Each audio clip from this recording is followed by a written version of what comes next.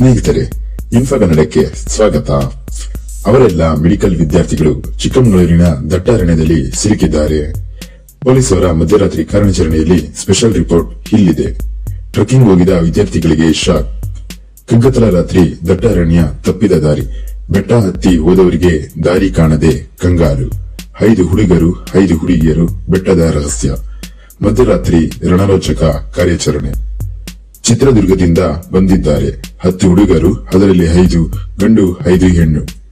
ಚಿತ್ರದುರ್ಗದ Basaveshwara medical college ವಿದ್ಯಾರ್ಥಿಗಳು trekking ಹೋಗಕ್ಕೆ ಪ್ಲಾನ್ ಮಾಡಿ ಚಿಕ್ಕಮಗಳೂರು ರೌಂಡ್ಸ್ ಹೊಡೆಯೋಣ ಅಂತ 5 ಗಂಡು 5 ಹುಡುಗಿಯರು ಟ್ರೆಕ್ಕಿಂಗ್ ಬಂದಿದ್ದಾರೆ. ದಕ್ಷಿಣ ಕನ್ನಡ ಜಿಲ್ಲೆಯ ಬಂಡವಾಳ ಸಮೀಪದ ಬಂಡಾಜಿ ಭಾಗದಿಂದ ಟ್ರೆಕ್ಕಿಂಗ್ ಶುರು ಮಾಡಿ ಹೋಗ್ತಾ ಎಲ್ಲೋದ್ರೋ ಗೊತ್ತಿಲ್ಲ.